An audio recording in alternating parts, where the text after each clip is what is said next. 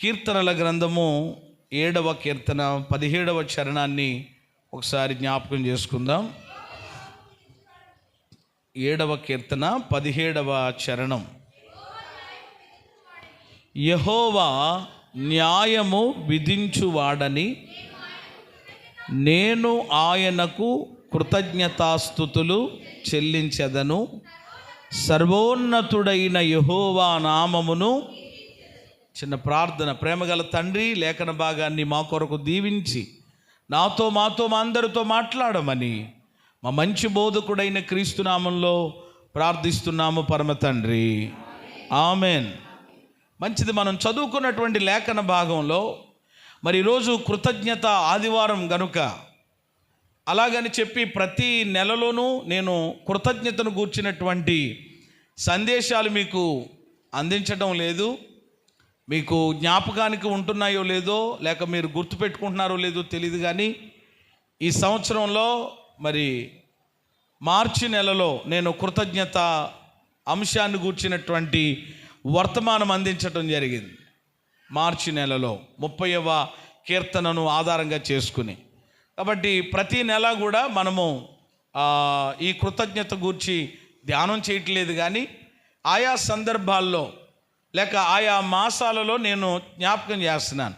ఎందుకని జ్ఞాపకం చేయవలసి వస్తుంది అని అంటే, ఒకవేళ దేవుని ఎడల ఎక్కడ మనం కృతజ్ఞత కలిగిన భావం లేకుండా పోతామేమో.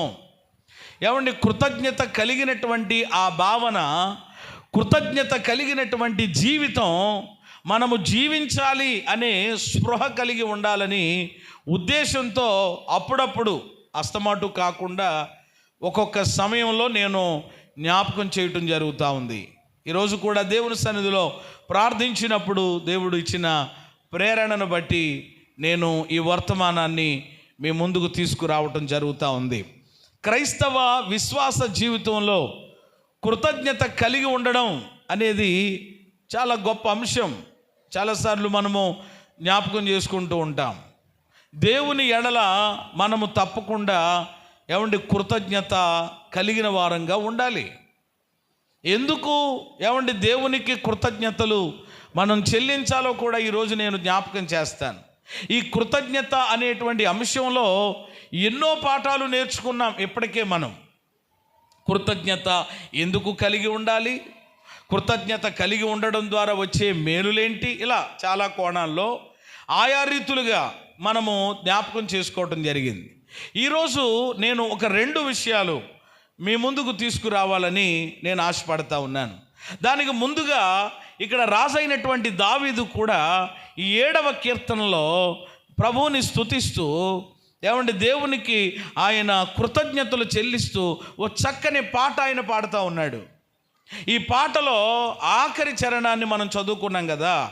ఆయన ఏం చేస్తున్నాడట, నేను ఆయనకు కృతజ్ఞతాస్తుతులు చెల్లించెదను అన్నాడు. నిజంగా కృతజ్ఞతలు చెల్లించటంలో దావీదు పాత్ర చాలా గొప్పగా ఉంటుంది బైబిల్లో మనం గమనించినట్లయితే. అయితే ఇక్కడ దావీదు దేవునికి కృతజ్ఞతలు చెల్లించటానికి దేవుడు ఏమై ఉన్నారో, లేక దేవుని యొక్క గొప్పతనం ఎలాంటిదో ఆయన ఎరిగి కృతజ్ఞతలు చెల్లిస్తున్నట్లుగా ఆ వచనాల్లో మనం చదువుకుంటూ వచ్చాం. ఎందుకని ఆయన కృతజ్ఞతలు చెల్లిస్తున్నాడట? యెహోవా న్యాయము విధించువాడని. ఎవరు చెప్పండి? న్యాయము విధించేవాడు అంటే ఆయన న్యాయం చేసేవాడు. ఈరోజు దేవునికి మనము కృతజ్ఞతలు చెప్పడానికి లేక ప్రభువుని ఆరాధించటానికి ఆయన యొక్క గొప్పతనం లేక ఆయన యొక్క సుగుణాలు మనం తెలుసుకోవాలి. మనం ఆరాధించేటువంటి దేవుడు ఎవరు అని అంటే న్యాయము విధించేవాడు లేక న్యాయాధిపతి అయినటువంటి దేవుడు. అంటే ఆయనకి ఏమి చేయడం వచ్చు అని అంటే న్యాయం చేయడం. అంటే ఆయన ఎవరికి చెప్పండి ఏం చేయడు? ఈ 9వ కీర్తనలో ఒక మాట మీరు చదువుతారా? 9వ కీర్తన 3వ చరణంలో, నీవు నా పక్షమున వ్యాజ్యమాడి తీర్చుచున్నావు, నీవు సింహాసనాసీనుడవై. అది దేన్ని బట్టి న్యాయం తీరుస్తాడు ఆయన? దేనిని బట్టి? న్యాయమును బట్టి తీర్పు తీర్చుచున్నావు. ఏమనంటే అన్యాయాన్ని బట్టి కూడా ఏం తీరుస్తారు? తీర్పులు తీరుస్తారు. కానీ దేవుడు దేన్ని బట్టి తీర్పు తీరుస్తాడు అని అంటే న్యాయమును బట్టి. కారణం ఆయన ఎవరు అనంటే న్యాయాధిపతి అయిన దేవుడు. న్యాయము చేయడం అంటే ఆయనకు చాలా ఇష్టం. ఆయన ఎవరికి ఏం చేయడు? హలో. కానీ కొన్నిసార్లు కొంతమంది ఇలా అంటారు, ఏమండి, ఎవరినైనా కోల్పోయినప్పుడు ఆ బాధలో వాళ్ళని ఆదరించడానికని వెళితే తల బాదుకుని కొంతమంది, పాస్టర్ గారు దేవుడు అన్యాయం చేశాడండి. దేవుడు ఏం చేశాడట అంటే ఆ బాధ పరిస్థితి వాళ్ళకి అలా అనిపిస్తుంది. కానీ దేవుని వాక్యం చెప్తుంది, విజ్ఞానము గల మనుషులారా. ఏం కలిగిన మనుషులారా? నిజంగా జ్ఞానం కలిగిన మనుషులైతే ఆలోచిస్తారు. విజ్ఞానము గల మనుషులారా, నా మాట ఆలకించండి, దేవుడు అన్యాయము చేయుట అసంభవం అంటారు యోబు గ్రంథంలో.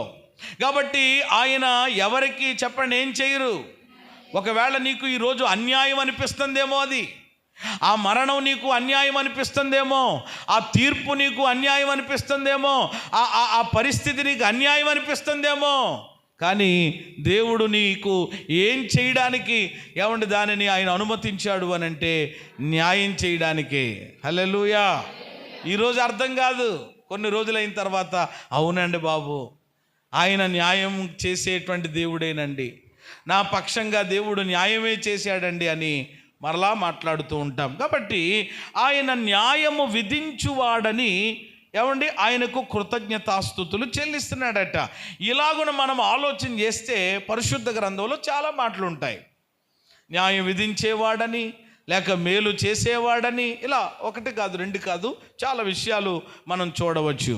కానీ అవన్నీ నేను ఈరోజు జ్ఞాపకం చేయట్లేదు. కానీ కృతజ్ఞతలు దేవుని పిల్లలు ఎందుకు చెల్లించాలి?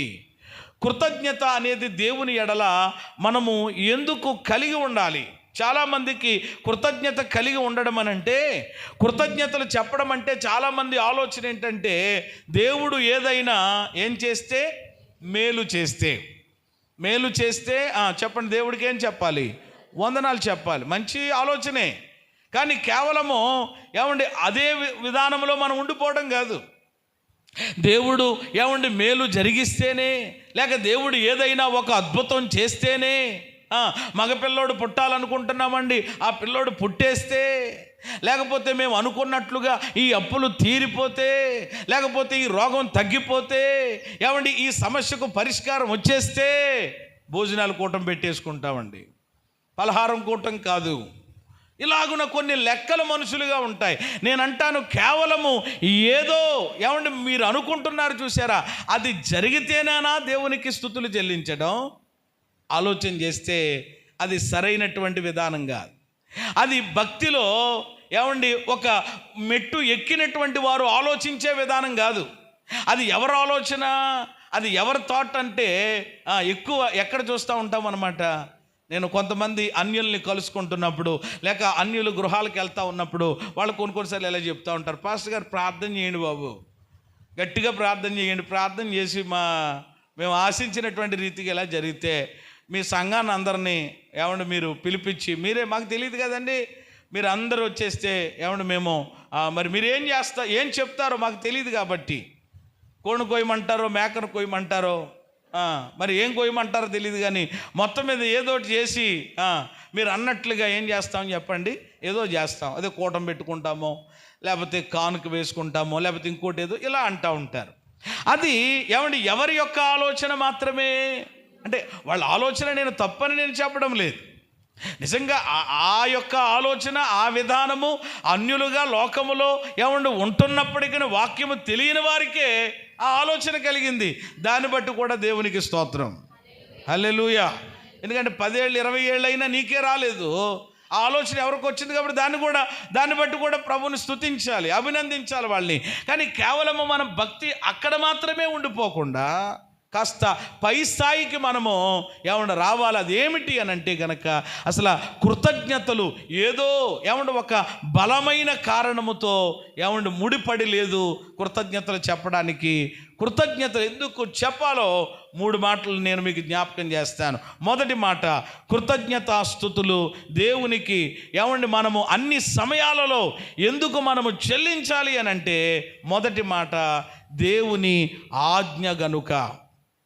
కృతజ్ఞతలు చెల్లించండి అనేది ఏమిటి అని అంటే దేవుని ఆజ్ఞ, గాడ్స్ కమాండ్ అంటారనమాట. దేవుని ఆజ్ఞ ఎక్కడుంది? దేవుని ఆజ్ఞ అపోస్తలుడైన పౌలు తెస్సలోనికీయులకు రాసినటువంటి మొదటి పత్రిక 5వ అధ్యాయం 16వ వచనం మనకు కంటత వాక్యం. అది ప్రతి విషయమునందు కృతజ్ఞతాస్తుతులు చెల్లించుడి. చాలు. చెల్లించుడి. మీరు గమనించారు కాబట్టి ఈ మాట మీకు ఎలాగ అనిపిస్తూ ఉంది? అపోస్తలుడైన పౌలు గారు తెస్సలోనికీలో ఉన్నటువంటి సంఘానికి ఈ మాట ఎలా చెప్తున్నారు ఆయన అంటే, ఆజ్ఞపూర్వకంగా చెప్తున్నారు. అమ్మా, ఎలా చెప్తున్నారండి? ఆజ్ఞపూర్వకంగా. అనగా కృతజ్ఞతాస్తుతులు మనం ఎందుకు చెల్లించాలి అని అంటే, కృతజ్ఞతలు చెల్లించడానికి ఏదో ఒక బలమైన కారణముతో పని లేదు. కానీ ఇది దేవుని యొక్క ఆజ్ఞ. అంటే దేవుడు మనకి ఏమి ఇచ్చాడనమాట? ఆజ్ఞ ఇచ్చాడు. ఏంటి ఆజ్ఞ? ప్రతి విషయంలోనూ దేవునికి ఏం చెప్పాలి? థ్యాంక్స్ చెప్పాలి, వందనాలు చెప్పాలి. అది ఏదైనప్పటికీ, అది కష్టం అవ్వచ్చు, అది నష్టం అవ్వచ్చు. మొన్న నేను ఒక చోట మీటింగ్కి వెళ్ళాను. ఆ సాయంకాలము మరి కాస్త వాతావరణం అంతా మారిపోయి మీటింగ్ ఇంకా ప్రారంభిస్తామనుకునేటప్పటికీ వర్షం ప్రారంభమయ్యింది. ఆ తర్వాత మరలా చక్కగా తెరుపు వచ్చింది. ప్రార్థన ఏ ఆటంకం లేకుండా జరిగింది.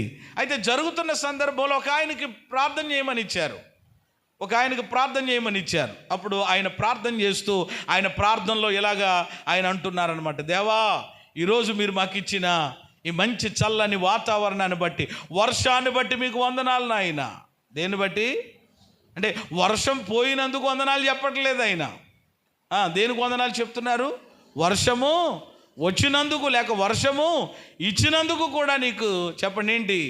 మనమైతే ఏం చెప్తాం? ప్రభా, చాలా భయంకరంగా కురిసేసింది, అయితే మీటింగ్ టయానికి వర్షము ఆగిపోయేలాగా నువ్వు చేసావు నాయన అని ఎలా అంటాం. కానీ ఆయన ఏమంటున్నాడు అని అంటే, వర్షం ఇచ్చినందుకు కూడా మీకు వందనాలు. అంటే దేవుని పిల్లలు ఎప్పుడు కృతజ్ఞత, ఆ బుద్ధి, మనసు కలిగి ఉండాలి అని అంటే, కేవలము అనుకూలతల్లోనే కాదు, చెప్పండి, ఎందులోనూ కూడా దేవుని స్తుతించాలి. కొన్నిసార్లు ప్రతికూలతలు వస్తాయి, కొన్నిసార్లు మన యొక్క జీవితాల్లో మనము ఊహించనివి వస్తాయి. అయినా కానీ ప్రభువా, మీకు దీన్ని బట్టి కూడా స్తోత్రం నాయనా, ఈ యొక్క పరిస్థితిని బట్టి కూడా మీకు స్తోత్రం నాయనా. ఈ మారని బిడ్డలు ఉన్నారు, వాళ్ళు చాలా బాధపడుతున్నారు అనుకుంటున్నారు, కానీ వాళ్ళని బట్టి నీకు స్తోత్రం నాయనా అని ఇలాగున కొన్నిసార్లు ఆ అనుభవంలోనికి మనం వెళ్ళగలగాలి. అన్నీ కలిగి ఉన్నప్పుడు యోబు దేవునికి వందనాలు చెప్పాడు, దేవుని స్తుతించాడు. సేమ్ టైం మనకు తెలుసు, అన్నీ కోల్పోయినప్పుడు కూడా ఏం చేశాడు? దేవుని అది అన్నీ ఉన్నప్పుడు స్తుతించడం అది అందరికీ వచ్చేటువంటిది. అసలు ఆలోచన చేయండి. యోబటండి, ఒకళ్ళ తర్వాత ఒకళ్ళు వచ్చి అది పోయింది, ఇది పోయింది, ఎలాగైంది అని అంటే, అవన్నీ అన్న తర్వాత రండ్రా మీరు అందరని పనులందరినీ కూర్చోబెట్టి కృతజ్ఞత కూటం పెట్టాడట. దేవునికి స్తోత్రం చెప్పండి. యోబు పనులందరినీ కేకేసి ఏం పెట్టాడు? కృతజ్ఞత కూటం. ఎందుకే కూటం? వచ్చినందుక, పోయినందుక? దేనికి కూటం ఇది? 10th క్లాసులో మంచి మార్కులతో పాస్ అయితే ఎవరైనా చెప్పండి ఏం పెట్టారు? కానీ ఫెయిల్ అయితే పెట్టడం అనేది ఏంటన్నమాట, అది కదా చాలా మామూలుగా ఉంటుంది కదా. కాబట్టి ఈ పనోళ్ళకి మైండ్ పని చేయట్లేదు. ఇదేంటి అంటే, మా పాపం ఇవన్నీ ఒకే రోజు జరగడంలో మా యజమాని దేనికి గురయ్యాడనమాట? షాక్ గురయ్యాడేమో, దిమాగ్ ఖరాబ్ అయ్యిందేమో. అందుకని చెప్పి ఇప్పుడు ఇలాగంటున్నాడు, ఒకే రోజు మీరు ఆలోచన చేయండి. సంపదలు పోయాయి, యోబు జీవితంలో ఏం పోయాయి? సంపదలు పోయాయి, సంతానం పోయింది, శరీరం కుళ్ళిపోయింది. 3 మాటల్లో చెప్పాలంటే సంపదలు పోయాయి, సంతానం పోయింది, శరీరం ఏమైపోయింది, కుళ్ళిపోయి పురుగులు వస్తున్నాయి బయటికి. అలాంటప్పుడు కూట పెడతారు ఎవరైనా? అలాంటప్పుడు ఎవరైనా ఏమండి కృతజ్ఞతలు చెప్తారో? ఆలోచన చేయండి. అందరికీ ఒకసారి అలా చూస్తున్నారు. అప్పుడు రే బాబు ఇవన్నీ జరిగితే జరిగినీరా, నేను అసలా ఒరే బాబు వినండిరా, ఒక సత్యం చెప్తాను. ఈ భూమి మీదకి నేను ఎలా వచ్చాను అని అంటే, ఎలా వచ్చాను? పెద్ద ధనవంతుడిలా నేను రాలేదు. నాకు 500 ఎడ్లు ఆడగాడిదలు ఇవేమీ లేవు. అసలు నేను వచ్చేటప్పుడు భూమి మీద దిగంబరిగా వచ్చాను రా బాబు. నేను వెళ్ళేటప్పుడు కూడా ఎలాగెళ్తాను? మళ్ళీ ఈ 500 జతల ఎడ్లు, 1000 గాడిదలు, ఏమండి 10 వీళ్ళని ఎవరిని తీసుకుని వెళ్ళే అవకాశం ఉండదు. నేను ఎలా వచ్చానో దిగంబరిగా, అలాగే మరలా నేను దిగంబరిగా పోతాను. ఇవన్నీ ఎవరిచ్చారు? ఆయనే ఇచ్చారు. మరలా ఎవరు తీసుకున్నారు? ఆయనే ఇచ్చారు. ఇప్పుడు మహిమ ఎవరికి? స్తోత్రాలు ఎవరికి? వందనాలు ఎవరికి? కోటం అద్భుతంగా ఉంది. చేతులెత్తి స్తోత్రం చెప్పండి అర్థమైతే. హల్లెలూయా. అది ఆ అనుభవంలోకి వచ్చేయాలి మనం. అంతేగాని ఏమన్నా ఇంకా జరగలేదండి, ఏమోనండి బాబు. అసలు ఒక్కోసారి నాకు ఏమనిపిస్తుంది అంటేనండి, దేవుడు అసలు ఉన్నాడా? ఎవరున్నారా? అందుకని నువ్వు ఉన్నావు, ఆయన ఉన్నాడు కాబట్టి. ఏమండి, లేకపోతే పాస్టర్ గారు అసలు మీరు ప్రార్థన చేస్తున్నారా? శుభ్రంగా తినేసి పడుకుంటున్నారా? మమ్మల్ని ఎలా ప్రశ్నించేవాళ్ళు ఉంటారు. ఒక ఆవిడ ఎలాగంటుంది, ప్రార్థన చేయండి అయ్యగారు. చేస్తామమ్మా, గట్టిగా చేయండి అంటుంది. ఎలా చేయాలట? గట్టిగా. మరి అదేంటో గట్టి ప్రార్థన ఏంటో నాకు తెలియదు. యేసు ప్రభు వారు దగ్గరకు వచ్చే శిష్యులు ప్రార్థన చేయడం నేర్పించమని అడిగినట్లు నేను కూడా ఆ గట్టి ప్రార్థన ఏంటో సూత్రం ఏమైనా ఉంటే చెప్పామని నేను నేర్చుకుంటాను. ఇలా కొంతమంది దేవుడు ఉన్నాడా, అయ్యగారు మీరు ప్రార్థన చేస్తున్నారా, ఎందుకు చేయట్లేదు? ఒక్కొక్క విషయం మా దగ్గరకు వస్తున్నప్పుడు ఇదైపోతూ ఉంటుంది. నేనైతే ఎక్కువగా కన్నీళ్లు గార్చలేను, కానీ మా పాస్టమ్ గారు అయితే ఆవిడ కన్నీళ్లు గారిస్తే పడదు. ఆవిడికి ఎప్పుడైనా కళ్ళు వాసిపోయి ఉన్నాయి అని అంటే మీకు కనబడిందంటే దాని అర్థం ఏంటి అని అంటే, ఆ రోజు ఎవరి కోసమో భారం కలిగి కన్నీళ్లతో ఏం చేశారు, దానికి ఇదే మీకు ఆనవాలు. దేవునికి స్తోత్రం కలుగును గాక. కాబట్టి ఇలాగున చాలామంది అనుకుంటా ఏం చేస్తారులే అనుకుంటారు. ఒక విషయం తెలుసా, మీరు మా బిడ్డలు. ఏమండి మీరు సంతోషంగా ఉంటే మేము ఎలా ఉంటాం? ఏమండి మీరు బాధపడుతూ ఏడుస్తుంటే మేము ఎలా ఉండగలుగుతాం? అంత ఏమండి ఈజీగా తీసుకునే పరిస్థితి ఉండదండి. అది ఏమండి దేవునికి తెలుసు. వ్యక్తిగతంగా రహస్యమందు చూచు తండ్రి ఏమిస్తాడు అది. కాబట్టి ప్రతి విషయం గురించి కూడా దేవుని సన్నిధిలో మేము ఇరువరం కలిసి పర్సనల్గా ప్రార్థన చేస్తాం, వ్యక్తిగతంగా ప్రార్థన చేస్తూ ఉంటాం. ప్రభువా ఇదిగో ఈ కుటుంబం ఇలాంటి పరిస్థితుల్లో ఉన్నారు, ప్రభువా ఈ బిడ్డలు ఎంతగా నలిగిపోతున్నారు నాయన, వాళ్ళు పైకి చూస్తున్నప్పుడు బాగానే ఉన్నారనిపిస్తూ ఉంది, పైకి నవ్వుతున్నట్లుగానే ఉన్నారు, కానీ లోపల ఎంతగా తల్లడిల్లిపోతున్నారు నాయన. మీరు ఒక అద్భుతం చెయ్యండి, మీరు ఒక ద్వారం తెరవండి, వాళ్ళ విశ్వాసం బలహీనమైపోకుండా సన్నగిల్లిపోకుండా సహాయం చేయండి అని దేవుని సన్నిధిలో ప్రార్థించేటువంటి వారిగా మేము ఉన్నామని ఈరోజు ధైర్యంగా ప్రభువును బట్టి ఏమని మేము చెప్పగలము. దేవునికి మహిమ కలుగును గాక. మరలా మా అతిశయాన్ని బట్టి కాదు, మాకు ఏదో దండలేసి ఏదో చేస్తారని కాదు, ఎందుకంటే అది మా బాధ్యత. మీరు అడిగినా అడగకపోయినా, ఏమన్నా మీరు గుర్తించినా గుర్తించకపోయినా అది మా బాధ్యత. అది ఏమన్నా మేము చేస్తాం కదా. ఈరోజు ఆ యోబు జీవితాన్ని అలా ఆలోచన చేసినప్పుడు నాకు చాలా ఇది అనిపించింది. ఇదేంటి అసలు, ఏమన్నా అన్నీ వచ్చినప్పుడు అన్నీ కలిగి ఉన్నప్పుడు ఎవరైనా ఏమండి స్తుతులు చెల్లిస్తారు, కానీ అన్నీ కోల్పోయినప్పుడు ప్రభుని స్తుతించాడేటరా నాయనని నాకు చాలా ఆశ్చర్యమే. అందుకనే యోబు ఏమయ్యాడు అని అంటే చెప్పండి, ఏమయ్యాడు? భక్తుడయ్యాడు, బైబిల్ చరిత్రకి ఎక్కాడు. ఆయన మీద ఒక గ్రంథమే బైబిల్లో వ్రాయబడ్డది, సుదీర్ఘమైన. ఆల్రెడీ అదే ప్రారంభించారనుకుంటాను బైబిల్ చదివేటువంటి ఏమండి వ్యక్తులు. సరే, కాబట్టి కృతజ్ఞతలు ఎందుకు చెప్పాలి అని అంటే ఏదో జరిగితే కాదు, అది దేవుని ఆజ్ఞ. ఇక్కడ పౌలు గారు సంఘానికి ఆజ్ఞాపూర్వకంగా చెప్తున్నాడు ఈ మాటలు, కమాండ్గా చెప్తున్నాడు అనమాట. ఇదిగో ప్రతి విషయంలోనూ మీరేం చేయండి, ఎవ్రీథింగ్. ఇందాక నేను మర్చిపోయాను, నాకు జస్ట్ జ్ఞాపకం వచ్చిందను. పాస్టమ్ గారికి వెంటనే మళ్ళా మా సాక్ష్యం చెప్పు. నేను ఏమన్నా ఒక ఇంటికి ప్రార్థన చేయడానికి నేను అప్పటిదాకా బాగానే ఉన్నాను. ఒకసారి కానీ అది కొన్ని కుర్చీలు ఇదిగా ఉంటాయి కదా, కానీ దేవుని కృప వెంటనే ఎక్కడ వెనకాల గోడ ఉంది, ఎక్కడ తగలకుండా దేవుడు ఎంతగానో ఆయన క్షేమ ప్రతి విషయంలో. అనుకోవచ్చు కుర్చీలో పడిపోతేనే ఏమండి సాక్ష్యం చెప్పాలా, లేకపోతే ఇంకోటి ఏదైనా జరిగితే సాక్ష్యం చెప్పాలా అనుకునే వాళ్ళకి కూడా ఆలోచన ఉంటుంది. మరి బైబిల్ ఏం చెప్తుంది అని అంటే, పౌలు గారు ఏమంటున్నారంటే, దేన్ని బట్టట? ప్రతి విషయంలో, ఎవ్రీథింగ్, ప్రతి విషయంలో. ఏమండి దేవునికి కృతజ్ఞతలు మనము తప్పక చెల్లించాలండి. ఆ భావన, ఆ మనస్సు ఏమండి మనము కలిగి ఉండాలి. ఆజ్ఞలు అంటే కేవలము 10 ఆజ్ఞలు మాత్రమే కాదు, ఇది కూడా దేనితో సమానం అన్నమాట? ఆజ్ఞతో. ఏంటి ఆజ్ఞ? ప్రతి విషయంలో. అది మీరు ఇక్కడి నుంచి ఆల్రెడీ మీరు చేస్తున్నారు, మంచిదే. ఒకవేళ చేయకపోతే ఈ రోజు నుంచైనా ప్రతిదాన్ని బట్టి, ఎవ్రీథింగ్, అది అనుకూలత అయినా ప్రతికూలత అయినా, అది కష్టమైనా అది నష్టమైనా, అది ఇరుకైనా అది ఇబ్బంది అయినా, ఎలాంటిదైనా స్తుతించి చూడండి ఒకసారి, ట్రై చేయండి ఒకసారి. ఈ ఆజ్ఞ మీరు పాటించి చూడండి, తప్పకుండా దాని ద్వారా వచ్చేటువంటి ఆశీర్వాదాన్ని, ఫలితాన్ని మనము పొందుకుని ఏమంటే తీరతాం మన జీవితంలో. దేవునికి స్తోత్రం కలిగినగా. కాబట్టి మొదటి మాట ఏమండి, కృతజ్ఞతలు ఎందుకు చెల్లించాలంటే అది దేవుని ఆజ్ఞ. ఆజ్ఞ గనుక ఆజ్ఞ పాటించాలి. ఆజ్ఞ పాటిస్తే ఆశీర్వాదం, ఆజ్ఞ పాటిస్తే మేలు మనకు కలుగుతుంది. మరలా చెప్పకలేదు, వివరించి మీకు మరలా అదే కంటిన్యూ చేయండి. ఆ వచనాన్ని, ఈలాగు చేయుట యేసుక్రీస్తునందు మీ విషయములో దేవుని చిత్తము. రెండవది, కృతజ్ఞతలు ఎందుకు చెల్లించాలి అని అంటే, మొదటి మాట చెప్పాను దేవుని ఆజ్ఞని, 2 దేవుని చిత్తం, గాడ్స్ విల్ అన్నారు. గాడ్స్ విల్, దేవుని చిత్తం.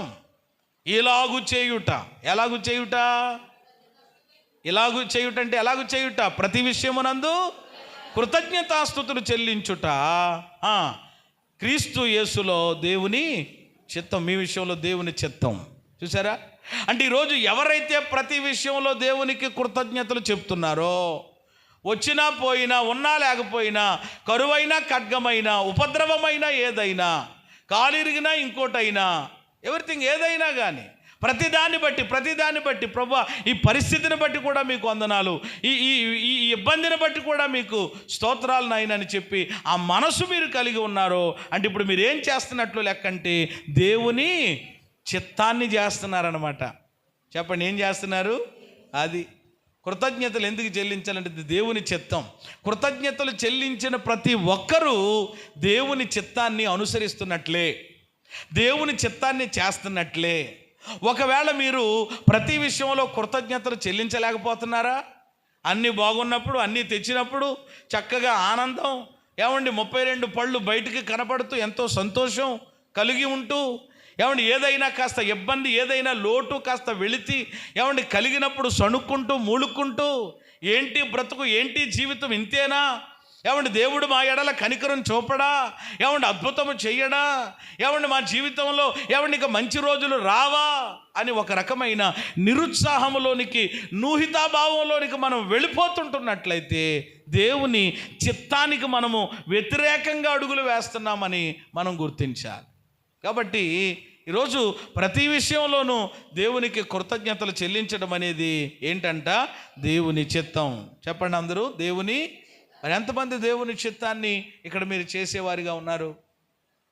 ఏమంటే దేవుని చిత్తం అంటే ఒక మాట అన్నమాట. ఇది చాలా విషయాలు ఉన్నాయి, అదొక అంశం అవుతుంది. కానీ దేవుని చిత్తం అంటే ఏమంటే ప్రతి విషయంలో ఏం చేయడం? కృతజ్ఞతలు. మరి మీరు చెప్పలేకపోతున్నారు, మాకు రావట్లేదండి బాబు, మాకు ఆ బాధలే కనబడుతున్నాయండి, కష్టాలే కనబడుతున్నాయండి అని అంటే మనం ఏం చేయలేకపోతున్నాం అన్నమాట? దేవుని చిత్తాన్ని చేయలేకపోతున్నాం. ఈరోజు అట్టివారిగా కాకుండా ఖచ్చితముగా దేవుని యొక్క చిత్తాన్ని జరిగించేటువంటి దేవుని పిల్లలుగా మనం ఉండాలి అని అంటే ప్రతి విషయంలో దేవునికి మనం ఏం చేయాలి? కృతజ్ఞతలు చెల్లించి. రెండవ మాట. మూడవ మాట జస్ట్ టూకీగా నేను ఏమంటే జ్ఞాపకం చేస్తానని మాటలు. మూడవది ఏమిటి అని అంటే, కృతజ్ఞతలు ఎందుకు చెల్లించాలి అని అంటే, కృతజ్ఞతలు చెల్లించుట అనగా ఏమంటే దేవునిని మహిమపరచటం, దేవునిని మహిమపరచటం. కీర్తనలు 50:23లో మంచి మాట ఉంటుంది, ఒకసారి గమనించండి. కీర్తనలు 50:23, స్తుతి యాగము అర్పించువాడు నన్ను మహిమపరుచుచున్నాడు.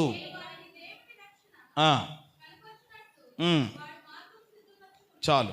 ఇక్కడ గమనించినట్లయితే స్తుతియాగము అర్పించువాడు, స్తుతియాగము ఏమండి చాలా యాగాలు బైబిల్లో ఉన్నాయి. అందులో ఒక యాగం ఏమిటి అని అంటే స్తుతి యాగము. దేవుని యొక్క సన్నిధిలో ఆయన మన జీవితాలలో చేసినటువంటి ఆ ఉపకారములను ఏమంటే తలపోసుకుని ఒక యాగంగా దేవుని యొక్క సన్నిధిలో ఏమంటే కృతజ్ఞతలు చెల్లించటం, ఇలా చేయడం అట ఏమంటే దేవునిని ఏం చేయడం అవుతుందనంటే మహిమపరచటం. ఎంత క్లియర్గా ఉంది ఇక్కడ, స్తుతి యాగమును అర్పించువాడు నన్ను మహిమపరచుచున్నాడు. కనుక ఏమండి కృతజ్ఞతలు ఏమండి మనం ఎందుకు చెల్లించాలి? ఏమండి అసలు కృతజ్ఞతలు చెల్లించుట అనగా ఏమిటి అని అంటే ఏమండి దేవునిని మహిమపరచటం. దేవునిని మహిమపరచటం అంటే కృతజ్ఞతలు చెల్లించిన ప్రతిసారి, థ్యాంక్స్ గివింగ్ కలిగి ఉన్న ప్రతిసారి, అది ఎక్కడున్నా ఎలా ఉన్నా, ఏ రూపంలోనైనా, పెదవులతోనైనా లేక క్రియలతోనైనా, ఏ విధంగానైనా నీవు కృతజ్ఞతలు చెల్లిస్తున్నావు అని అంటే సేమ్ టైం నీవు దేవుణ్ణి ఏం చేస్తున్నట్లు లెక్క, మహిమపరుస్తున్నట్లు లెక్క. దేవునిని మహిమపరచటం, గ్లోరీ టు గాడ్ అని మనం ఇక్కడ అర్థం చేసుకోవాలి. అంటే మహిమ ఎవరికనమాట? దేవునికే. దేవునిని మహిమపరచటం. పరిశుద్ధ గ్రంథంలో ఇలాగున్న ఎంతోమంది దేవునిని మహిమపరిచినటువంటి వ్యక్తులు ఉన్నారు. మొట్టమొదటిగా మనం చెప్పాలి, మీకు మనకు తెలిసినటువంటి విషయమే జ్ఞాపకం చేస్తున్నాను. నోవాహు ఉన్నాడు. అప్పుడు దాకా ఏమండి వాళ్ళు దేవుని మాటకు లోబడి ఆ ఓడలోనికి వాళ్ళు వెళ్ళారు. ఏమండి ఆ భయంకరమైనటువంటి 40 రాత్రులు 40 పగళ్ళు, ప్రచండమైన వర్షం, దానికి ఏమీ లేని పరిస్థితి, అంతా స్మాష్ అయిపోయింది మనం చూస్తాం. కానీ ఆ 40 రోజులు అయిపోయినటువంటి తరువాత ఆ ఓడ వెళ్ళి ఎక్కడ నిలిచిందట? ఆరారాతు కొండ మీద నిలిచిందట. కొండ మీద నిలిచిన తర్వాత కొన్ని ఆయన చేయటం జరిగింది. నీళ్లు అసలు ఇంకిపోయినాయా లేదా, ఎలా ఉందా నేల అని మొత్తం మీద తెలుసుకున్నాడు. బాగానే ఉంది, అయితే ఇక దిగొచ్చు, భూమి మీద అడుగు పెట్టొచ్చు అనుకుని ఆలోచన కలిగి ఏమంటే ప్రేమైన దేవుని బిడ్డలారా ఆ ఓడలో నుండి భూమి మీద అడుగు పెట్టినటువంటి తరువాత, ఓడలో నుండి 40 రోజులైన తర్వాత భయంకరమైనటువంటి ఆ ఉపద్రవం ఏమండి సంభవించి అది జరిగిపోయినటువంటి తరువాత ఏమండి ఓడలో నోవాహు ఏమండి మొట్టమొదటి అడుగు పెట్టగానే ఆయన చేసినటువంటి ఒక మంచి పని ఏమిటి అని అంటే ఏం చేశాడు? దేవునికి బలిపీఠమును కట్టాడు. పవిత్ర పశువులన్నిటిలో, పవిత్ర పక్షులన్నిటిలో కొన్ని తీసుకుని ఆ బలిపీఠము మీద ఏమర్పించాడట? అది దాన్ని ఏ బలి అంటారు? ఏ బలి? కృతజ్ఞతా బలి. అంటే కృతజ్ఞతా బలిపీఠము కట్టి కృతజ్ఞతా బలి దేవునికి అర్పించి తన యొక్క కృతజ్ఞతలు దేవునికి చెల్లించాడు. స్తోత్రం చెప్పండి అందరూ. అందుకని ఒక పెద్ద ఆయన ఒక మాట చెప్పారు. ఏమిటి అని అంటే గండం దాటిన తర్వాత దేవునికి ఏం పెట్టాలట? దండం పెట్టాలి. నిజంగా నన్ను అడిగితే ఇప్పుడు ఏం దాటాడు నోవాహు అయినా, నోవాహు భార్య అయినా, 3 కొడుకులైనా, వీళ్ళందరూ కోడళ్ళైనా, వీళ్ళందరూ ఏం దాటినట్లు లెక్క. అసలు మామూలు వర్షం ఏంటండి? అసలనే మామూలు వర్షం. ఈ వర్షానికే మనం ఇది అవ్వట్లేకపోతా ఉన్నాం. ఎంత బీభత్సమైన వర్షం! 1 రోజు కాదు, 2 రోజులు కాదు, ఎన్ని రోజులు? 40 రోజులంటే ఆలోచన చేయండి. భయంకరమైనటువంటి గండం, భయంకరమైన ప్రమాదం దాటిన తర్వాత వెంటనే నోవాహుకు అర్థమైందనమాట, ఈరోజు మనము బ్రతికి బట్ట కట్టి మరలా ఇలా భూమి మీద నిలబడ్డామంటే అది ఎవరి వలన? అందుకని వెంటనే ముందు ఆ పని చేయడం అనమాట. ఈరోజు ఈ అనుభవం మన జీవితాల్లో మనం కలిగి ఉండాలి. కొంతమంది చేద్దాంలే, చూద్దాంలే, ఆ తర్వాత వాయిదాలు చేస్తూ ఉంటారు. కానీ నోవాహు వాయిదాలు కాదు, వెంటనే ఆ పని చేశాడు.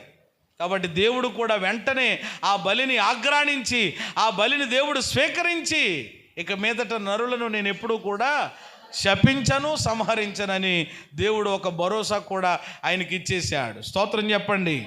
కాబట్టి ఇది కలిగి ఉండాలి ప్రతి ఒక్కళ్ళు. అంతేగాని ఇంకెంతసేపు ఎవరో చెప్తే కాదండి. అమ్మా దేవునికి వందనాలు చెప్పండి, సాక్ష్యం చెప్పండి, కూటం పెట్టుకోండి, కానుక వేయండి, అదండి ఇదని ఏమండి బాగా మామూలు వాళ్ళకైతే చెప్పాలి.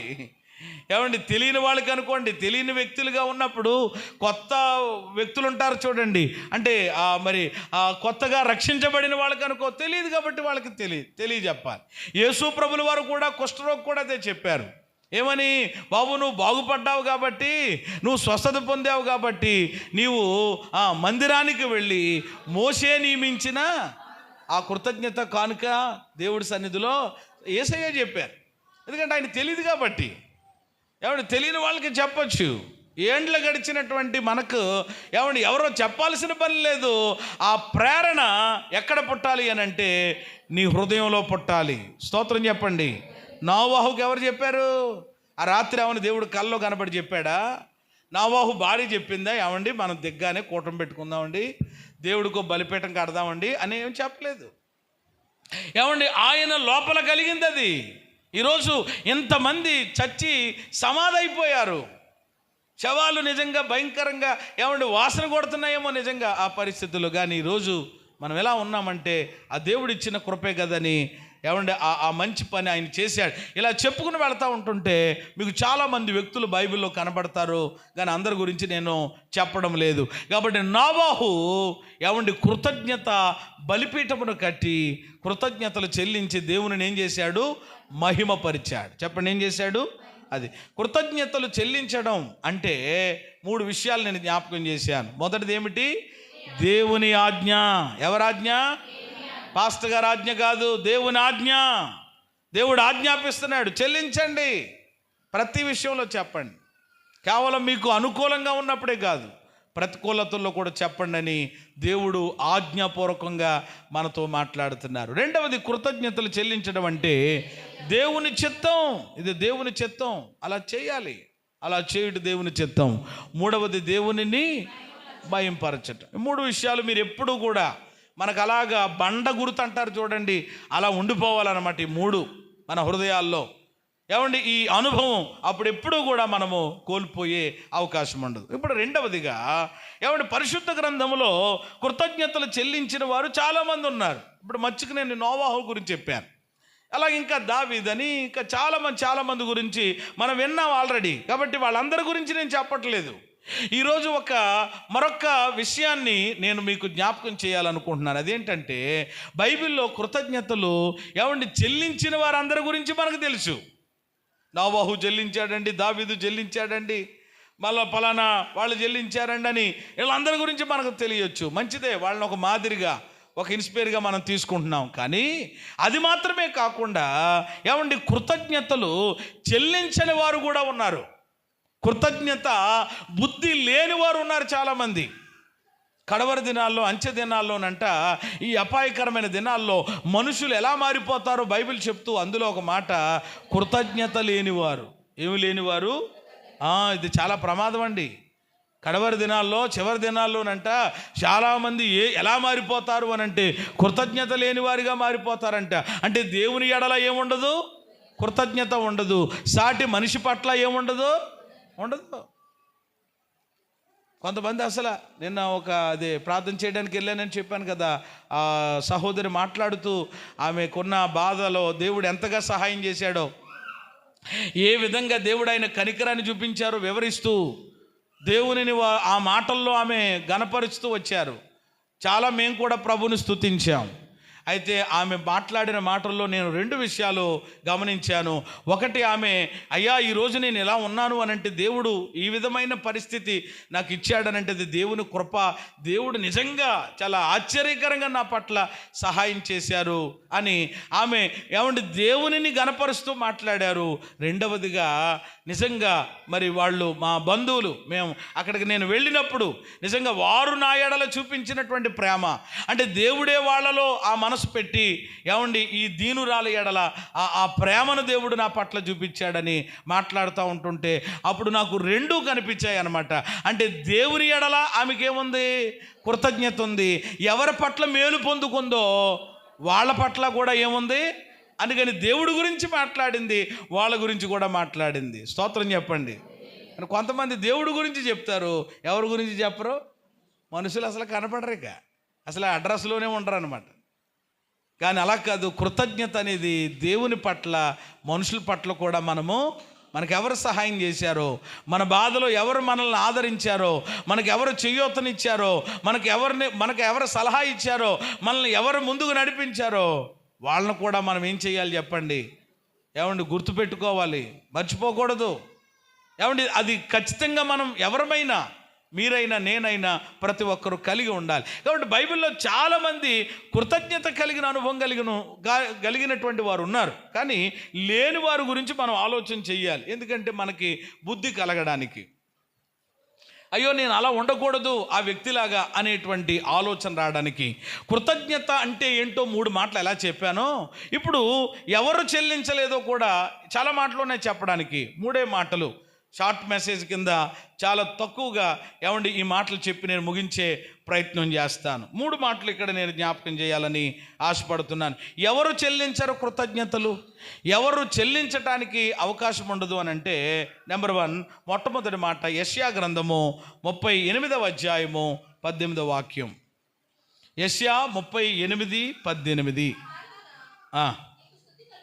పాతాళమున నీకు స్తుతి కలుగదు, మృతి నీకు కృతజ్ఞతాస్తుతి చెల్లింపదు.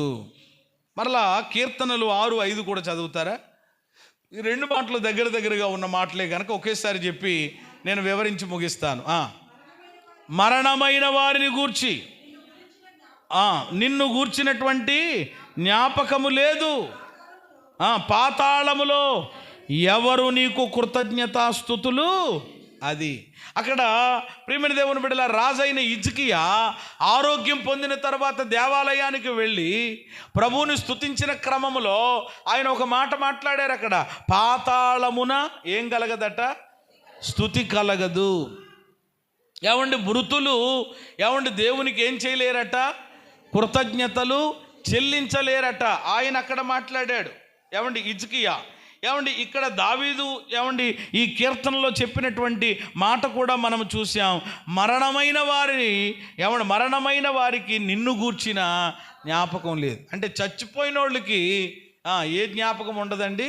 దేవుడిని గూర్చిన, దేవుడి కార్యాలను గూర్చినటువంటి జ్ఞాపకము ఉండదు. పాతాళములో ఎవరు దేవునికి ఏం చెప్పలేరు. అది కాబట్టి నేను ఇలా రాసుకున్నాను. మొదటి మాట, మృతులు ఎవరు కృతజ్ఞతలు చెల్లించలేరు? మృతులు అని అంటే చెప్పండి ఎవరన్నమాట? చచ్చినోళ్ళు. చనిపోయినోళ్ళు చెప్పండి ఏం చేయలేరు? కృతజ్ఞతలు చెప్పలేరు. పాతాళానికి వెళ్ళిపోయినటువంటి వాళ్ళు కృతజ్ఞతలు చెల్లించలేరు. అందుకనే ధనవంతుడు ఎక్కడికి పోయాడు అని అంటే పాతాళంలోనికి వెళ్ళి అక్కడ ఏం చేస్తున్నాడు అని ఉంది బైబిల్లో? యాతన పడుతున్నాడట. పాతాళంలో ఏం పడుతున్నాడండి? అది పాతాళంలో ఉన్నది యాతన, వేదన, మంట, మరొకటి ఏముండదు ఇంకా అక్కడ. కాబట్టి పాతాళములో ఎవరు కృతజ్ఞతలు చెల్లించలేరు. చచ్చిపోయినటువంటి వాళ్ళు ఎవరూ కూడా దేవునికి కృతజ్ఞతలు చెల్లించలేరు. అందుకని మరొక స్థలములో ఉంటుంది, మృతులు మౌన స్థితిలోనికి దిగిపోయిన వారు యెహోవాను స్తుతింపరు. మరి ఎవరు స్తుతిస్తారు అని అంటే సజీవులు. అది ఈరోజు మనం దేవుని స్తుతిస్తున్నాం. ఇంతకుముందు మనము దేవునిని ఆరాధించాం. ఏమనంటే ఈరోజు మనము చెప్పండి ఎలా ఉన్నాం గనక? సజీవులుగా ఉన్నాం గనకనే కదా, బ్రతికి మనం ఉన్నాం గనకనే కదా, దేవుడిచ్చినటువంటి జీవాన్ని, ఆయుష్ను మనము కలిగి ఉన్నాము గనకనే ఇప్పుడు దేవునికి కృతజ్ఞతలు మనము చెల్లించగలుగుతున్నాం. కాబట్టి ఎవరు చెల్లించరు అని అంటే మృతులు దేవునికి ఏం చెల్లించలేరు. అది ఇక్కడ రెండవ ఆత్మీయ అర్థం ఏంటంటే, మృతులనంటే భౌతికంగా మాత్రమే తీసుకోవడం కాదు, అంటే భౌతికంగా కూడా మృతులుగా లేక పాతాళానికి వెళ్ళిన వాళ్ళు స్తుతించలేరు. అలాగే చాలామంది ప్రియమైన దేవుని బిడ్డలారా రక్షించబడి కూడా సంఘంలో చేర్చబడి కూడా వాళ్ళ ఆధ్యాత్మిక స్థితి ఏ విధంగా ఉంటుంది అని అంటే మృతతుల్యంగా ఉంటుంది అన్నమాట. ఆధ్యాత్మిక స్థితిలో చచ్చిపోయిన వాళ్ళుగా ఉంటారు. మామూలుగానైతే భౌతికంగా బతుకున్నటువంటి అనుభవమే. అందుకనే ప్రకటన గ్రంథంలో ఉంటుంది కదా, నీవు జీవించుచున్నావన్నా కానీ నీవు అన్నట్లు కొంతమంది ప్రియమైన దేవుని బిడ్డలారు పేరుకే క్రైస్తవుడు లేక విశ్వాసి, కానీ ఆధ్యాత్మిక స్థితిలో చచ్చిన స్థితి అంటే ఆధ్యాత్మికంగా చనిపోయినటువంటి వాళ్ళు కూడా చెప్పండి దేవునికి ఏం చేయలేరు అనమాట. అసలు చెప్పినా అర్థం కాదనమాట.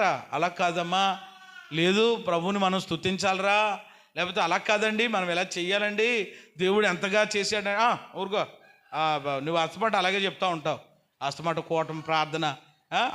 ఆయనకు పని లేకపోతే నీకు మాత్రం పని లేదేంటి అంటే ఇప్పుడు అలా మాట్లాడుతున్నాడు ఆ వ్యక్తి అంటే ఆత్మీయంగా ఏమైనట్టు అనమాట.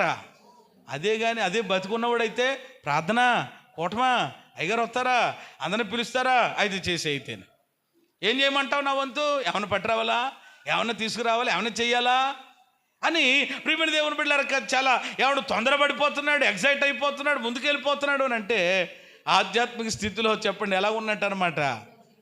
బతుకున్నట్లు అంటే బతుకున్న వాళ్ళు ఎవరో చచ్చిపోయిన వాళ్ళు ఎవరో ఈజీగా మనం ఏం చేయొచ్చు, ఎవరి కాళ్ళే లెక్కలు కట్టేసుకోవచ్చు. దేవునికి స్తోత్రం కలిగినగా ఎవరి కాళ్ళే కట్టేసుకోవచ్చు.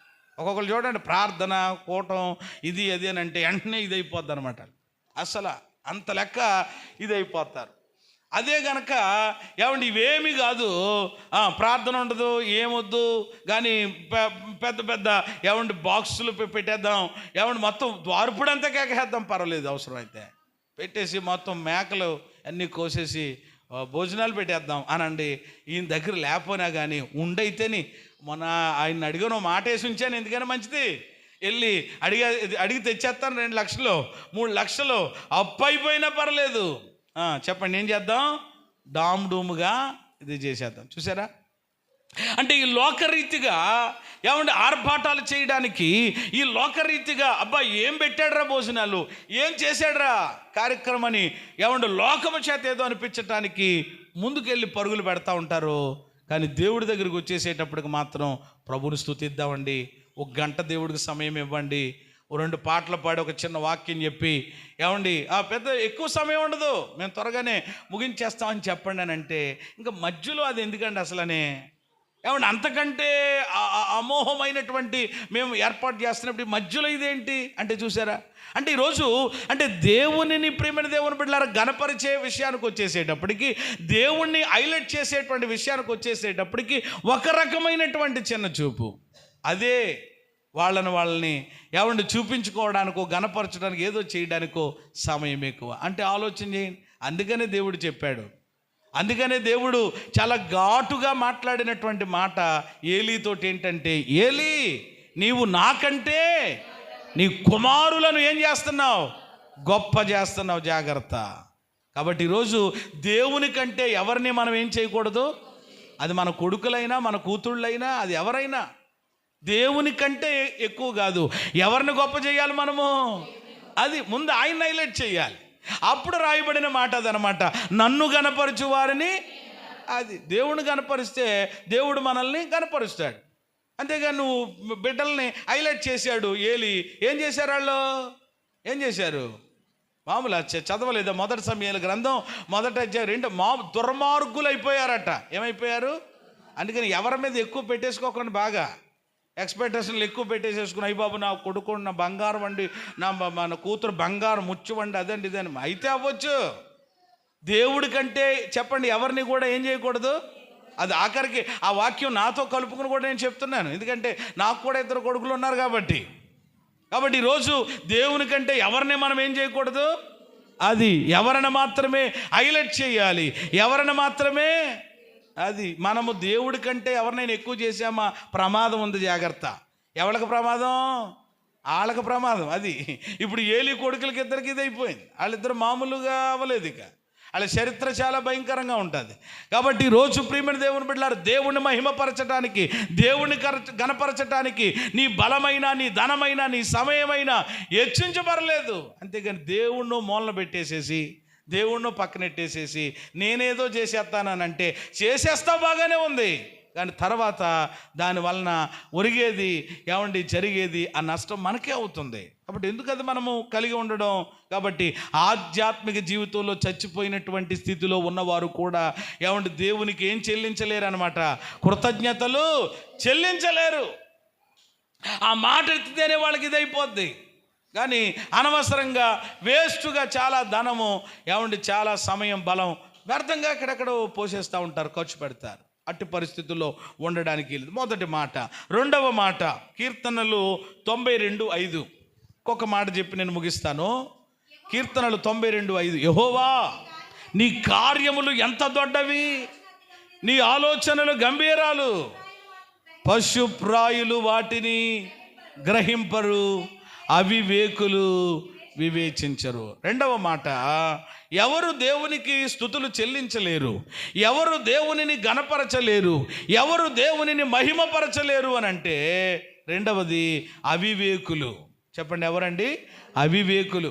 ఆ కీర్తన ఎంత చక్కగా ఉంటుంది ఏమండి. ఆ 4 వచనాలు 4 చరణాలు కూడా పైనుండి మీరు చదువుకుంటూ వస్తుంటే దావీదు పలికినటువంటి ఆ మాటలన్నీ కూడా ఎలాగుంటాయి? యెహోవాను స్తుతించుట మంచిది, మహోన్నతుడా మంచిది, మంచిది, ఇలాగా అన్నీ కూడా. ఎందుకనగా దేవా నీ కార్యము చేత నన్ను ఏం చేశావు? సంతోషపరుస్తున్నావు, నన్ను ఆనందింపజేస్తానని ఇలా ఈ మాటలన్నీ కనబడతాయి. అంటే పైన ఏమండి దావీదు దేవుణ్ణి స్తుతిస్తూ వచ్చాడు, ఏమండి గణపరుస్తూ వచ్చాడు, కృతజ్ఞతలు చెల్లిస్తూ వచ్చాడు.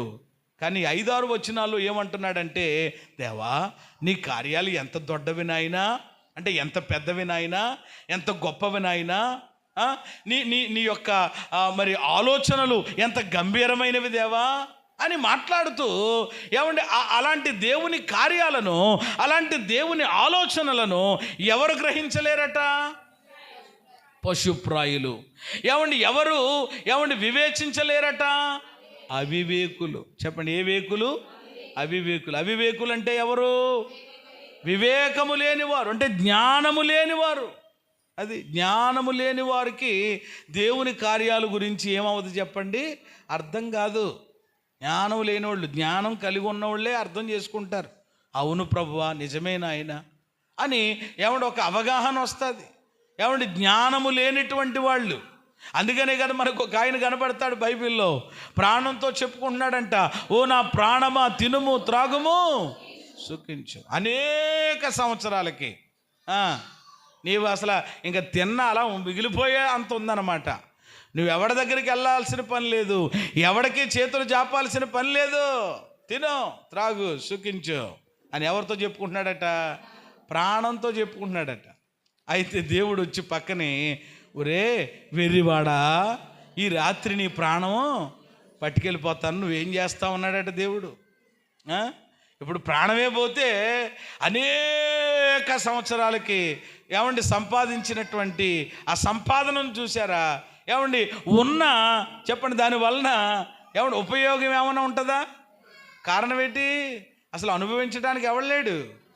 ఈడే లేనప్పుడు ఇంకేంటండి? అనేక సంవత్సరాలు అంట. మళ్ళా మాట బోల్డ్ సంవత్సరాలు. కొంతమంది అనుకుంటా అసలు డోకా లేదండి మాకు, తిరగలేదండి మాకు అని ఏదో ఒక వాళ్ళ సుబుద్ధి మీద ఆధారపడుతూ ఉంటారు. కానీ దేవుడు అంటున్నాడు వెర్రివాడా అంటే అలాంటి వాళ్ళు దేవుని దృష్టిలో ఎవరు చెప్పండి? వెర్రివాడా. ఏమనుకుంటున్నావు నువ్వు? ఏమండి, కాబట్టి ఈరోజు మనము వెర్రివాళ్ళగా ఉండకూడదు. చెప్పండి, ఎలాంటి వారుగా ఉండాలి? జ్ఞానము కలిగిన వారు దేవునికి ఎప్పుడు ఏం చేస్తారు? కృతజ్ఞతలు చెల్లిస్తారు. అవివేకులు ఏం చేయలేరు? వివేచించలేరు దేవుని కార్యాలని. సేమ్ టైం దేవునికి కృతజ్ఞతలు కూడా చెప్పలేరు. ఇక 3వ మాట చెప్పి నేను ప్రార్థన చేస్తాను. ఎవరు అని అంటే రోమాపత్రిక 1:21 చదవండి. చివరి మాట రోమాపత్రిక 1:21. ఎవరు దేవునికి కృతజ్ఞతలు చెల్లించలేరు మరియు వారు దేవునిని ఎరిగియు ఆయనను దేవునిగా మహిమపరచలేదు, కృతజ్ఞతాస్తుతులు చెల్లింపను లేదు, కానీ తమ వాదముల యందు వ్యర్థులై. అది చూసారా? వారు తమ దేవునిని ఎరిగి కూడా దేవునికి ఏం చేయలేదట? కృతజ్ఞతలు చెల్లించలేదట. వాదాలు పెట్టుకున్నారట, వివాదాలు పెట్టుకుని వ్యర్థులైపోయారట. కాబట్టి 3వది ఎవరు వీళ్ళు అని అంటే అవిధేయులు. చెప్పండి, ఎవరండి? అవిధేయులు. మొదటిది మృతులు, 2వది అవివేకులు, 3వది అవిధేయులు. ఎవరో కాదు అవిధేయులు. ఎవరి గురించి వాక్యం రాయబడ్డది? మా ఎవరి గురించి రాయబడ్డది మాట? వారు తమ దేవునిని ఎరుగుయు దేవునినిగా మహింపరచు. ఎవరెళ్ళు? ఇశ్రాయేలీలు ప్రజలు. అదే దేవుని ప్రజలే. అలా చెప్తే కొంచెం అర్థమవుతుంది కదా. ఇశ్రాయేలీలు అనమాట. ఇశ్రాయేలీలు అంటే అప్పుడు మీరు అన్నట్టు దేవుని ప్రజలే. కాబట్టి ప్రియమైన దేవుని బిడ్డలారా, దేవుని ప్రజలైన వీళ్ళే దేవునిని ఎరిగి కూడా ఏం చేయలేదట? దేవుని మహింపరచలేదు. అంటే కృతజ్ఞతలు చెప్పలేదు. ఎంత శోచనీయం అండి, ఎంత బాధాకరం అండి అది. నిజంగా ఆలోచన చేయండి. ఎందువలన వీళ్ళు దేవునికి కృతజ్ఞతలు చెల్లించలేకపోయారు అనంటే దేనిని బట్టి అనంటే అవిధేయతను బట్టి. దేని బట్టి అండి? అవిధేయత. దేవుని ఎడల వారు అవిధేయత చూపారు గనకనే, అంటే విధేయతే గనక ఉంటే విధేయతలో ఏముంటుంది? కృతజ్ఞతలు చెల్లించే అనుభవం ఉంటుంది. విధేయత కలిగిన వాళ్ళు ఎప్పుడూ కూడా థ్యాంక్స్ గివింగ్ కలిగి ఉంటారు.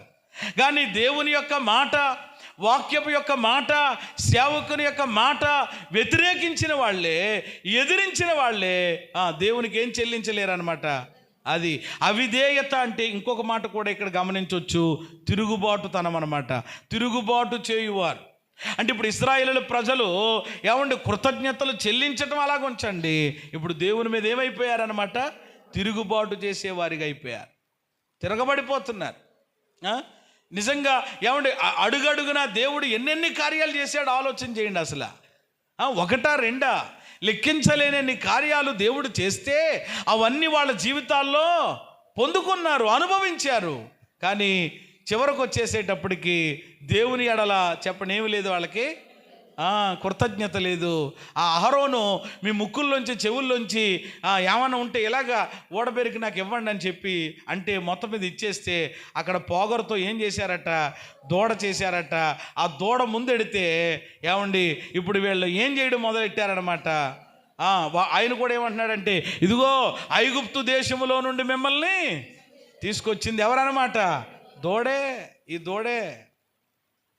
ప్రియమైన దేవుని బిడ్డలారా, ఇప్పుడు ఎవరిని మర్చిపోయారు? దేవుణ్ణి మర్చిపోయారు. దేవుడి కార్యాలు మర్చిపోయారు. బొమ్మ ఆరాధన చేయడం మొదలెట్టారు. ఇక అక్కడి నుంచి వచ్చింది ఇది. ఈ దూడ ఆరాధన అనేది అక్కడి నుంచి మొదలైంది అనమాట అండి. దూడను పెట్టుకుని ఇంకా ఎగరడం మొదలెట్టారు. ఇంకా దేవుడికి ఒళ్ళు మండిపోయింది. అంటే దేవుడు అంటే మోసే గారికి ఆ పలకలు కాస్త ఏం చేశాడు? పైనుంచి కింద వేసాడు. చాలామంది సగానికి సగం అక్కడ 3000 మందో ఎంతమందో ఉన్నారు అక్కడ. వాళ్ళందరూ ఏమైపోయారు చెప్పండి? స్మాష్ అయిపోయారు. చూసారా? కాబట్టి ఈరోజు ప్రియమైన దేవుని బిడ్డలారా, ఈరోజు మన పరిస్థితులు చక్కగా ఉండొచ్చు, మంచిది. కాబట్టి అవన్నీ మునుపు యొక్క పరిస్థితిని అసలు ఎక్కడి నుంచి వచ్చాము, ఎలాగ దేవుడు మనల్ని తీసుకొచ్చాడనే విషయాలు మనము ఆలోచించకుండా మరిచిపోయి ఈరోజు ఏదో ఒక దూడ మన జీవితంలో వాళ్ళు ఏదో పెట్టుకున్నారు. దూడనంటే బొమ్మ అంటే విగ్రహం. ఏదో ఒక విగ్రహం మన హృదయంలో పెట్టేసేసుకుని అన్యులైతే విగ్రహాలు గోడల మీద ఉంటాయంట. కానీ ఈరోజు క్రైస్తవులకు విగ్రహాలు ఎక్కడ ఉంటున్నాయంటే హృదయాల్లో ఉంటున్నాయి. ఏదో ఒక విగ్రహం మన విగ్రహం ఏంటో ఆ విగ్రహాన్ని ప్రియమైన దేవుని బిడ్డలారా మనము తీసివేసుకుని దేవుని వైపుకు మనం తిరగగలిగితే దేవుని యొక్క కనికరాన్ని, దేవుని యొక్క కార్యాలను మనం అనుభవించగలుగుతాం. దేవునికి స్తోత్రం కలిగినగా. దేవుణ్ణి ఎరిగి కూడా వాళ్ళు ఏం చేయలేకపోయారు? కృతజ్ఞతాస్తుతులు చెల్లించలేదట. 106వ కీర్తనలో ఉంటుంది, వెంటనే వెంటనే వెంటనే అనే మాటలు ఉంటాయి. వెంటనే ఆయన కార్యములను వెంటనే మరిచిపోయిరి. చాలు. ఎప్పుడు మర్చిపోయారటండి? తిన్న వెంటనే, జరిగిన వెంటనే. అప్పుడు మాత్రం అయ్యి బాబు చాలా దేవుడు అండి బాబు, అయ్యి బాబు నిజంగానండి పాస్టర్ గారండి, ఆయన గనకండి ఆ టైంలోనండి బాబు మాకు చెయ్యి పట్టుకోకపోతేనండి అయ్యి బాబు నిజంగా ఏడ్చి మైకంతా తడిసిపోయి ముద్దయిపోయేలాగా సాక్ష్యం ఉంటుంది. కానీ ఆ రోజే తర్వాత వెంటనే ప్రియమైన దేవుని మరిచిపోయిరి. కొన్నిసార్లు మన జీవితాల్లో అనుభవం లేదా? ఏంటండి బాబు రాత్రి కూటంలో తెగ ఎడిసేసింది, తెగ ఇదిగా సాక్ష్యం చెప్పింది, ఈ పొద్దున్నేంటి ఇలా గిరగిర తిరిగేస్తుంది బొట్లు పెట్టుకుని, ఇలాగ చేస్తుంది ఏంటి ఈ మనిషి, ఇలా చేస్తున్నాడేంటి ఈయన అని కొన్నిసార్లు బాధ కలుగుతూ ఉంటుంది కదా. కాబట్టి అలాగే ఇశ్రాయేలులు కూడా దేవుని కార్యాలు అనుభవించి కళ్ళతో చూచి పొందుకొని వెంటనే అట్లా ఏం చేశారట? ఏముంది? అలాంటి అనుభవం ఎప్పుడు మన జీవితాల్లోనికి రావడానికి వీల్లేదని వాక్యాన్ని బట్టి నేను జ్ఞాపకం చేస్తున్నాను. కాబట్టి 3 మాటలు ఇక్కడ చూసాం. ఇంత మట్టుకు చాలును. ఇంకా ఆలోచన చేసి ముందుకెళ్తే చాలా విషయాలు వస్తాయి, కానీ నేను ఇక్కడితో ముగిస్తుంటున్నాను. ఎవరు కృతజ్ఞతలు చెల్లించలేరట? మృతులు. అంటే ఎవరు? చచ్చిపోయిన వాళ్ళు. ఫిజికల్గానైనా, స్పిరిచువల్గానైనా, భౌతికంగానైనా, ఆధ్యాత్మికంగానైనా చనిపోయిన వాళ్ళు. అసలు ఆ మాటే, ఆ ఆలోచనే, ఆ ఊసే ఉండదు వాళ్ళకి. కాబట్టి ఈరోజు ఎలా ఉన్నాం మనం? రెండవది అవివేకులు. అంటే ఏమి లేనివారు. ఈరోజు మనం ఇలా ఉన్నాం, ఈ పరిస్థితులు కలిగి ఉన్నాం. మన తెలివి కాదు, మన జ్ఞానం కాదు, మన బలం కాదు, ఆయన సహాయమే, ఆయన నడిపింపే, ఆయన ఆలోచనే. ఈ గ్రహింపు ఉంటే, ఆ జ్ఞానం ఉంటే ఎప్పుడూ మనం దేవునికి కృతజ్ఞతలు చెల్లిస్తాం. కానీ అవివేకులు, జ్ఞానం లేనివారు దేవుణ్ణి స్తుతించలేరు. మూడవది అవిధేయులు, తిరుగుబాటు చేసేవారు, ఎరిగి కూడా దేవునిగా మహిమ పరచలేనటువంటి వారు. కాబట్టి ఈరోజు ఈ వరుసలో మనం ఎక్కడైనా ఉన్నామా? ఈ యొక్క భాగాలలో ఈ 3 విషయాలు మాత్రమే నేను మీకు చెప్పాను. ఇందులో ఎక్కడైనా మన పాత్ర ఏమైనా ఉందా? కొంపదీసి ఆలోచన చేసుకుని మనము ఇలాంటి స్థితికి ఏమాత్రం కూడా దిగజారకుండా ఎప్పుడు కూడా దేవుని ప్రజలంగా, దేవుని పిల్లలంగా ఎల్లప్పుడూ, అంటే మనం బ్రతికి ఉన్న అంతకాలం కూడా, మన తుది శ్వాస విడిచే వరకు కూడా దేవుని ఎడల ఏమి కలిగి ఉండాలి? కృతజ్ఞత కలిగి ఉందుముగాక. ఆఖరి మాట చెప్పి ముగిస్తాను. పాపం అంటే చాలామందికి తెలుసు కదా. పాపం అంటే చాలామంది ఒక్కొక్కళ్ళు, మొన్న ఎవరితో మాట్లాడుతూ, ఏదైనా మనుషులం కదా మనం, పరలోకంలో నుండి దిగిపడలేదు కదా, ఏవైనా సరిచూసుకోవాలి, ఒక్కోసారి పరీక్ష చేసుకోవాలరా బాబు అని ఏదో చెప్తా ఉంటుంటే, నేను ఏ పాపం చేయలేదండి అని అంటా ఉన్నాడు. వెంటనే నేను ఏ పాపం చేయలేదండి అంటే చాలామందికి పాపం అంటే ఏమనుకుంటారనంటే, ఏదో దొంగతనం చేయడమో, లేక వ్యభిచారం చేయడమో, లేక ఒకరిని చంపేయడమో, లేకపోతే ఒకరిని పొడి చేయడమో, ఇలాగా ఇదే దృష్టితో చూస్తూ ఉంటారు. కానీ ఒక మాట చెప్పనండి, బైబిల్లో పాపం అంటే ఆజ్ఞ అతిక్రమమే పాపమని, మేలైనది ఎరిగి చేయకపోవడం పాపమని, విశ్వాసం లేకపోవడమే పాపమని, ప్రార్థన చేయకపోవడమే, ఇలాంటివి చాలా ఉన్నాయి. కానీ మీ అందరికీ తెలిసిన మాట కూడా ఒకటి చెప్తున్నాను. అదేంటంటే కృతజ్ఞత కలిగి లేకపోవడం కూడా పాపమే. అది నువ్వేమి చేయకపోవచ్చు, మంచిదే, కానీ దేవుని ఎడల కృతజ్ఞత గనక మనలో లేకపోతే అది కూడా దేనితో సమానం? పాపంతో. ఏమాత్రం సందేహం లేదు అసలు ఈ మాట చెప్పడానికి. కృతజ్ఞతలు చెల్లించకపోవడము, లేక దేవుని ఎడల కృతజ్ఞత కలిగి లేకపోవడం కూడా అది చాలా పాపం. అందుకనే 10 మంది కుష్ఠరోగులు బాగుపడ్డారట, కానీ ఆయన దగ్గరికి వచ్చింది మాత్రం ఎవరు చెప్పండి? ఒక ఆయన. అందుకని యేసయ్య మాట్లాడిన మాట ఏంటంటే, ఆ 90 ఎక్కడ? చూసారా, 90 ఎక్కడ? ఆ 90 చెప్పండి, ఏమి లేనివారు అన్నమాట. లేదు, పొందుకున్నారు, పోయారు, వెళ్ళిపోయారు, అంతే. మళ్ళీ అడ్రస్ లేరు. ఈరోజు అలా ఉండొద్దు దయచేసి మనం. ఈరోజు దేవుని ఎడల ఎప్పటికీ కూడా మనము కృతజ్ఞత అనే ఈ మంచి అనుభవాన్ని మనము కలిగి ఉందాం. తద్వారా దేవుడు మన జీవితాల్లో మరిన్ని గొప్ప కార్యాలు, ఎప్పుడైనా సరే కృతజ్ఞతలు చెల్లించటంలో విస్తరణ ఉంటుంది, కృతజ్ఞతలు చెల్లించటంలో ఆశీర్వాదం ఉంటుంది, కృతజ్ఞతలు చెల్లించటంలో దేవుని యొక్క కార్యాలు మన జీవితాల్లో ఇంకా ఎక్కువగా పొందుకోగలుగుతాం అన్నమాట. అది రెట్టింపు అవుతుంది. అది మనం అర్థం చేసుకోవాలి. అందుకని యేసు ప్రభుల వారు కూడా 5 రొట్టెల విషయంలో కూడా, 2 చేపల విషయంలో కూడా కృతజ్ఞతలు చెల్లించారు. ఆ తర్వాతే చెప్పండి, అక్కడ ఉన్న వాళ్ళందరూ తినగా ఇంకా మిగిలింది కదా. కాబట్టి కృతజ్ఞతలు చెల్లిస్తే మాకేంటండి అంటే ఇంకా రెట్టింపు వస్తుంది, నీకు రెట్టింపు ఆశీర్వాదాలు, రెట్టింపు మేలు, రెట్టింపు దీవెన మనం పొందుకుంటాం. దాని కొరకు తప్ప మనకు ఏదో లాస్ అయిపోద్దని కాదు, ఏదో తరిగిపోతుందని కాదు. కాబట్టి ఈరోజు ఆలోచన చెయ్యాలి.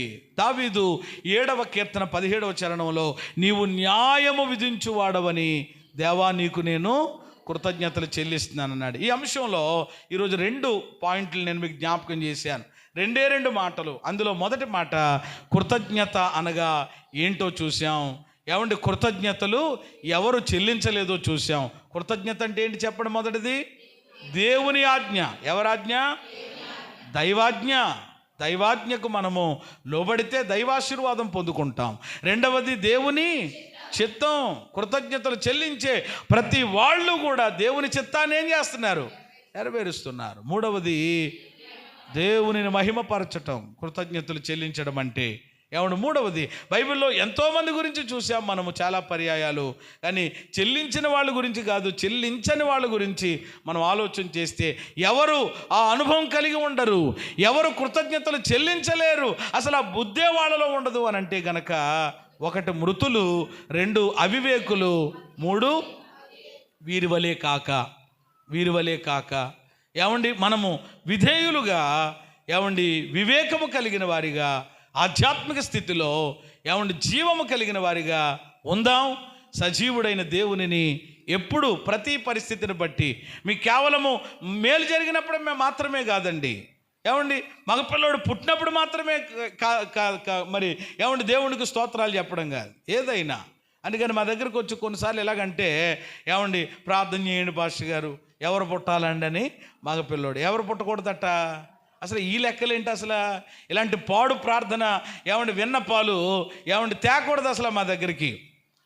అంటే పాడు ప్రార్థన విన్నపాలన్నాను. అందుకని అంటే ప్రేయర్ రిక్వెస్ట్లో కూడా కొన్ని ఏముంటాయి చెప్పండి? మంచి ఉంటాయి, చెడ్డవి ఉంటాయి. అసలు ఏమని ప్రార్థన చేయమని కోరాలి? ఏమండి పాప గర్భిణీగా ఉంది, ప్రార్థన చేయండి, ఎటువంటి కష్టం లేకుండా దేవుడు చక్కని ఏమండి డెలివరీ ఇవ్వాలి, అంతే. ఇక ఏమండి ఏ బిడ్డ అనేసి మనం ఏం చేయడానికి వీల్లేదనమాట, తేల్చడానికి వీల్లేదు. అలా చేయమని ఎక్కడ బైబిల్లో లేదు. గర్భఫలము యెహోవా ఇచ్చు, కుమారులు యెహోవా ఇచ్చు, ఎవరిస్తే వాళ్ళని తీసుకో, అంతే. దేవునికి స్తోత్రం కలిగినగా మాట్లాడు కూరుకోలేకపోతే చూడాలి, అంతేగాని ఏమండి మగపిల్లోడే కావాలి, వచ్చి ఏం చేశాడండి నీకు? శుభ్రంగా తన్ని తాళింపు పెడతాడనమాట, సరిపోతుంది, సరదా తీరిపోతుంది. ప్రియమైన దేవుని బిడ్డలారా, ఆల్రెడీ పడుతున్నాం కదా మేము. ఏమండి ఒక్కొక్కసారి మా పెద్దోడు ఏరా చదువు అంటే, చదువుతున్నాం కదా, ఏం చేస్తున్నాం ఏంటి మరి అంటాడు. అయ్యి బాబు ఇదేంటి ఆయన ఎక్కువ మాడితే కొట్టేలా ఉన్నాడు రా బాబు అని. సరే బాబు అని వెళ్ళిపోతాం. మొన్న అలాగే ఎంసెట్కి సిద్ధపడరా, ఆయనకి టైం దగ్గరికి వచ్చింది కదంటే, డాడీ తెలుసు కదా చదువుతున్నాను కదా అని అంటే, చూడండి ఎంత ఇది అయ్యి బాబు ఇంకా అని అనిపించింది అనమాట. ఇప్పుడు అదే ఆడపిల్ల ఉంది అనుకోండి, ఉదాహరణకి కొంచెం కళ్ళు ఎర్ర చేసినా కానీ అది వేరేగా ఉంటుంది. ఇప్పుడు వాళ్ళు కూడా ఇదైపోతున్నారు అనుకోండి, ఇంకా ఎలాగనేవి లేదు. ఏమండి ఎవరిని బట్టి అయినా చెప్పండి, మనం ఒకటే చెయ్యాలి, ఏంటన్నమాట? స్తోత్రం ఆయన అనాలంతే. హల్లెలూయా. ఎవరిని బట్టి అయినా దేన్ని బట్టి అయినా స్తోత్రాలు చెప్పి సంతోషంగా తీసుకోవాలి తప్ప ఇదైతేనే నాకు ఎలాగైతేనే అని అంటే కుదరదు. అందుకనే ఆ వాక్యం రాయబడ్డది. ఎల్లప్పుడూ ఆ కృతజ్ఞత అనుభవాన్ని మన జీవితాల్లో కలిగి ఉందాం. ఈ కృతజ్ఞత ఆదివారమున కృతజ్ఞతను కూర్చున్న మాటలు మీ హృదయాల్లో పెట్టుకుని ఎప్పటికీ అలా కలిగి ఉండండి. దేవుడిచ్చే గొప్ప ఆశీర్వాదాలు పొందండి. అలాంటి కృప దేవుడు మనందరికీ దయచేయునుగాక. చిన్న ప్రార్థన తలలో వంచినట్లయితే.